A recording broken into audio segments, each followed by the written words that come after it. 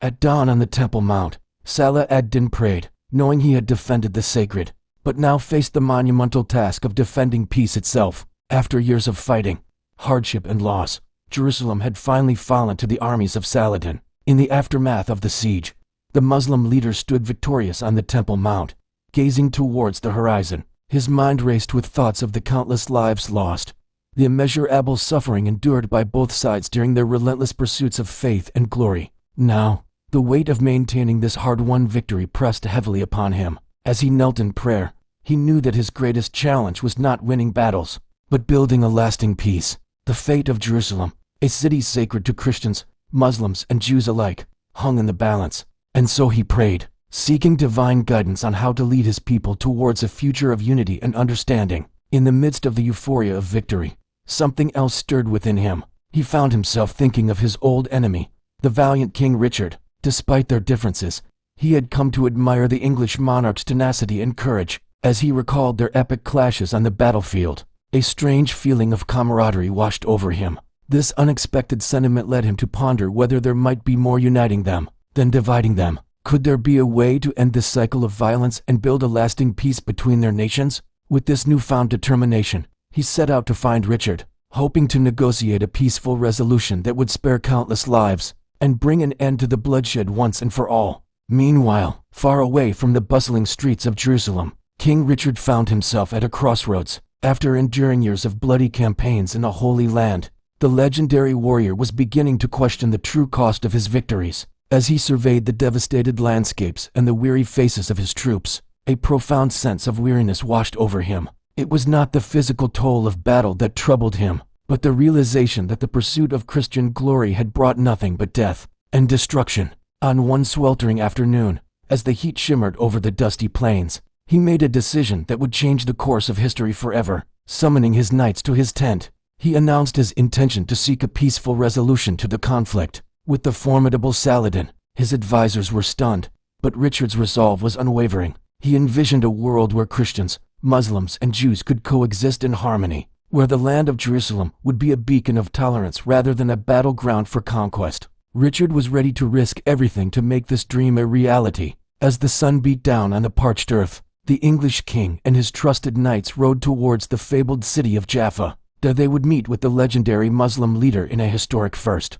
Richard and his knights approached the meeting with caution, their armor gleaming in the sunlight as they ventured into unknown territory. But as they drew closer, they were met with a sight that filled them with surprise and respect. The Muslim leader's court was a tapestry of different cultures, a reflection of his commitment to justice and fairness.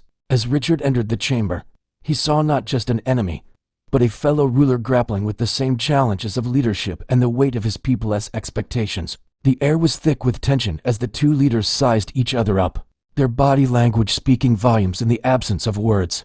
But it was what came next that truly surprised Richard. Saladin and his court welcomed him with open arms, offering him food, drink, and most importantly, respect. It was a gesture that shattered preconceived notions and opened the door to a new way of thinking. In that moment, Richard realized that he wasn't just negotiating a treaty, he was forging a bond that could change the course of history. As the negotiations dragged on, Richard found himself captivated by Saladin's wisdom and strategic brilliance. Each proposal, counter-proposal, and debate was a masterclass in diplomacy, showcasing the Muslim leader's ability to navigate complex issues with grace and precision. Richard leaned back in his chair, reflecting on the events that had brought him to this point. The years of warfare, the loss of countless lives, and the toll on his own soul had left him weary. Yet here he was sitting across from an enemy who had not only defeated him on the battlefield, but also shown him the folly of endless conflict. Richard straightened in his seat, a newfound determination in his eyes. It was time to put aside the animosity of the past and embrace a future of cooperation. With a deep breath, he signaled his agreement, marking the beginning of a new era in the relationship between their nations. In the heart of Jerusalem, a hush fell over the crowd as Saladin and Richard stood face to face before a table adorned with a freshly inked scroll. The Treaty of Jaffa had been signed. The document, a testament to their hard-fought peace, outlined provisions that would govern the relationship between Christian and Muslim pilgrims in Jerusalem. As the crowd watched intently, Saladin's voice echoed through the courtyard. "I am pleased that we have reached this agreement," he declared, his words resonating with the gravity of the moment. It will allow Christian pilgrims safe passage to visit the Church of the Holy Sepulchre. Richard nodded in solemn agreement. This is a victory for all of us, he stated, his voice echoing with sincerity. Jerusalem will remain a city of peace and tolerance, where all faiths can coexist. The signing of the treaty was not just a formality. It was a promise, a bond between two sworn enemies turned allies. It symbolized the triumph of diplomacy over the sword, of understanding over ignorance, and of peace over perpetual war. News of the treaty spread like wildfire, carrying with it the echoes of hope and reconciliation. Across Europe, whispers of the mighty English king's return rippled through the kingdom, awakening a mix of anticipation and curiosity. Richard, hailed as a hero, had indeed returned home, bringing with him not just tales of valor, but also a newfound perspective. In Jerusalem, the bells of the Church of the Holy Sepulchre chimed merrily, celebrating the restored freedom of worship for Christian pilgrims. The city, once a battleground, was now a sanctuary of shared humanity. Richard, standing before his assembled English encampment, bid his troops farewell, his voice echoing with the weight of finality. His knights, many of whom had known nothing but war for years, listened intently. In the tranquil halls of the palace, surrounded by flickering candlelight and the scent of ancient parchment, legal scholars gathered to discuss the implications of the historic truce. Their voices, usually booming with authoritative pronouncements, were hushed with reverence as they dissected every clause of the agreement. The assembly buzzed with admiration for Saladin's magnanimity, recognizing the gravity of his decision to forego revenge against his vanquished foes. But it was Saladin's quiet strength and unwavering principles that truly commanded respect. When news of Richard's return reached him, Saladin felt a surge of emotions.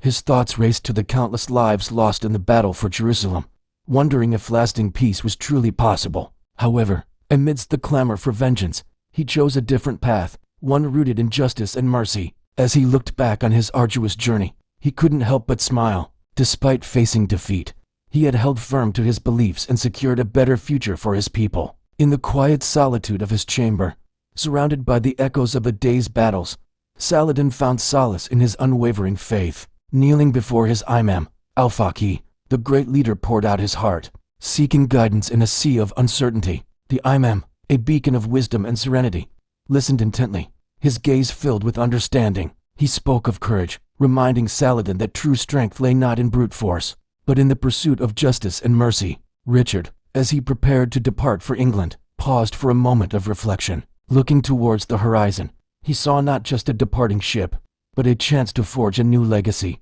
He had come to the Holy Land seeking glory, but had found something far more valuable: understanding. Richard stood on the precipice of history, aware that his actions would be judged by the annals of time. With a heavy heart, he addressed his knights, his voice echoing the solemnity of the moment. "Go forth and remember," he said, his words carrying the weight of his newfound wisdom. "A lion, not just in name, but in spirit too. Let your deeds be guided by justice and mercy, for it is in these virtues that our true strength lies." In the twilight years of his life, Salah Ad-Din found himself reflecting on the vastness of his empire and the fleeting nature of worldly possessions. Standing alone on a windswept desert ridge as the sun dipped below the horizon, he pondered the impermanence of earthly triumphs. His gaze sweeping over the vast landscape, he knew that his kingdom, as majestic as it was, would one day fade into history. Yet his legacy, he hoped, would endure. For what good was ruling over an empire that would crumble with his passing? He wanted to leave behind a legacy that transcended his lifetime,